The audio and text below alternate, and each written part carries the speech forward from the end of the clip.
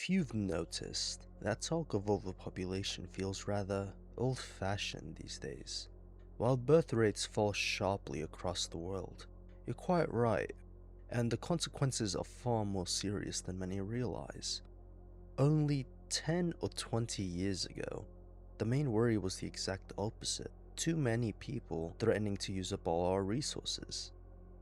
Paul Ehrlich's 1968 book, The Population Bomb, predicted mass starvation with hundreds of millions dying in famines by the 1980s. Governments pushed birth control hard. Posters showed crowds swallowing up the planet's riches. It was presented as a disaster that was coming soon, urgent and unstoppable. Yet those grim warnings never happened. New farming methods massively increased food supply. Death rates dropped. Critics now call much of it scaremongering, driven more by fear than solid evidence. Yet here we are. The situation has swung violently the other way. Every Western nation, and many in the East, is dealing with sharply failing birth rates. Schools merge or close because there aren't enough children. Hospitals have fewer busy maternity wards. Societies turn upside down. More old people than young. Children's laughter becomes rare. This isn't a sudden disaster. It's a slow wearing away, personal choices adding up to a real threat to survival. But no country shows this reversal more clearly than South Korea. Once a shining example of fast growth, it now has the world's lowest fertility rate. As of late 2025, the rate has crept up to around 0.81 to 0.85 in recent months, showing a small recovery from the low of 0.72 in 2023. Yet it is still dangerously low, far below the 2.1 needed to keep a population steady. Forecasts suggest it could halve by 2100, or worse. One institute predicts only 15% of today's numbers by 2125, if nothing changes. This is more than just numbers. It's a quiet dystopia taking shape. Playgrounds silent, schools abandoned, a nation growing old and fading, economic pressures like punishing work hours, sky-high housing, and education costs affect many places. In fact, South Korea even has its own word for death from overwork, called gwoza. Workers put in some of the longest hours in OECD, often leading to deadly heart attacks, strokes, or suicides from pure exhaustion. But in Korea, these problems mix with deeper gender divides that speed up the decline. Three main forces stand out, each feeding the others in a vicious cycle.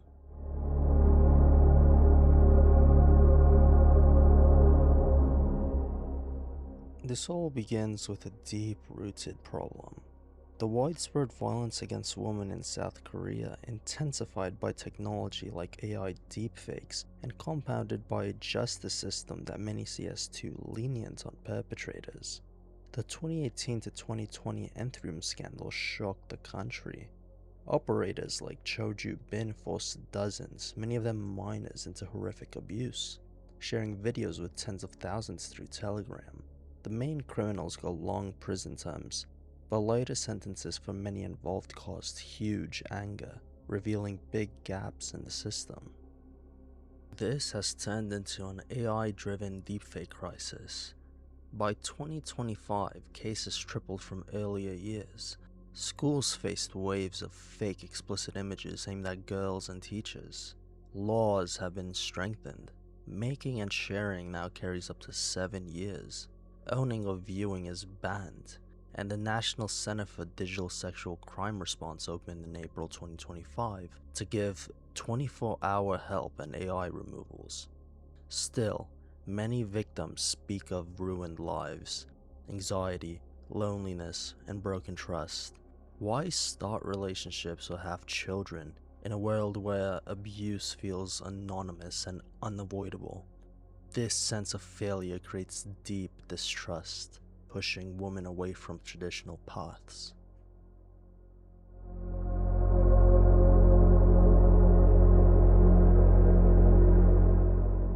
From this background came open rebellion.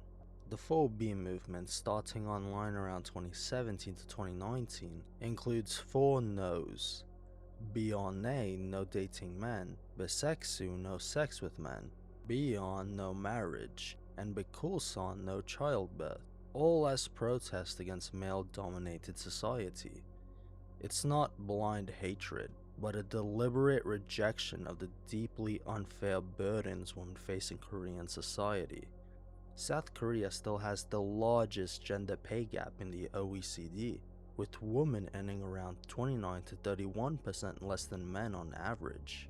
Even when women work full-time jobs, they shoulder the vast majority of housework and childcare responsibilities, often spending several hours more per day on unpaid domestic work than their male partners, and motherhood brings a heavy career penalty. Many women experience sharp drops in employment rates, lower wages, or forced career breaks after having children, as workplaces remain inflexible and family duties fall disproportionately on them. On top of this comes the relentless overwork culture. Gwoza doesn't just threaten men, it makes marriage and motherhood far harder for women who face an impossible double burden, succeeding in grueling jobs while carrying most of the family responsibilities. The long hours leave almost no time for partners or children, and many women end up leaving the workforce entirely after having their first child because schedules are so inflexible. Surveys show that over 60% of women quit after having their first baby.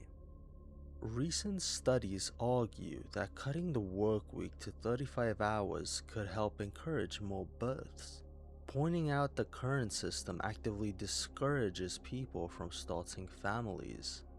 For supporters of the movement, this is about freedom. A woman is not a baby-making machine, rooted in powerful works like Kim Ji-young, born 1982, and the Me Too wave. The 4B movement spread worldwide by 2025, inspiring similar birth strikes in other countries. In Korea, it serves as a safe space. Women are choosing independence in the face of safety fears and built-in unfairness. When combined with economic pressures, this deliberate choice is a major force driving the dramatic fall in birth rates.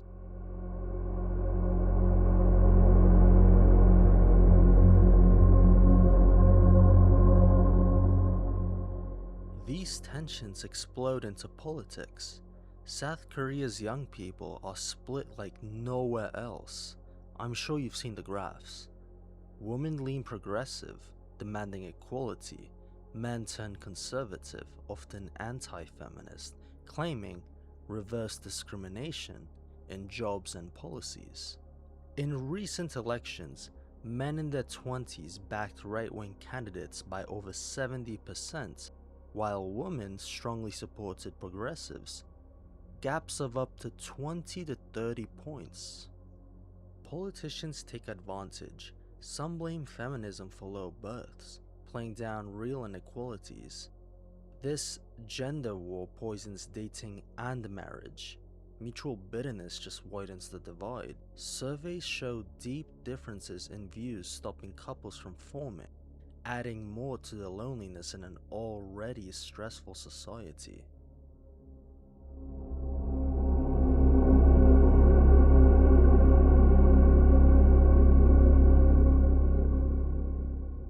South Korea's extreme case lights up the road we're all on.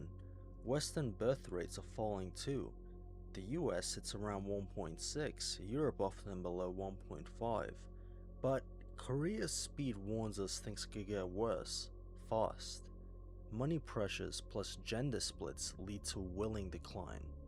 The events we've explored, the failures in protecting women from abuse and exploitation, have played a key role in heightening feminist responses.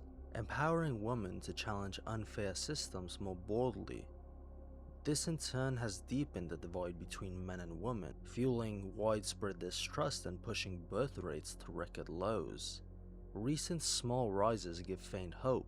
Marriages are up, policies starting to work, but experts warn the root causes remain. Huge sums spent on rewards achieving little without fixing inequality, safety, burdens, and overwork. Hard questions hung in the air. Should Korea open its borders wide, welcoming immigrants from many cultures to keep the workforce and energy alive, as some leaders suggest despite resistance? Or look for partners abroad, pushing the problem elsewhere? Could technology, AI cares, huge efficiency gains help? Or do we need to completely rethink the gender roles and work habits, like enforcing proper balance to escape the shadow of Gyoza? We in the West are watching closely. Our fall is slower, but the seeds, costs, delays, unfairness are already planted. Will we change course or follow through into this silence? The cradles wait, empty for answers. Hey guys, if you made it into the video, thank you all for watching my first ever YouTube video on this channel, and if you could leave a comment in the comment section letting me know what I could do to possibly improve the quality of my content, I would appreciate that.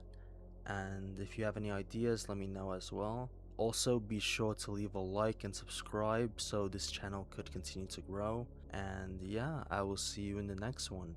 Bye bye.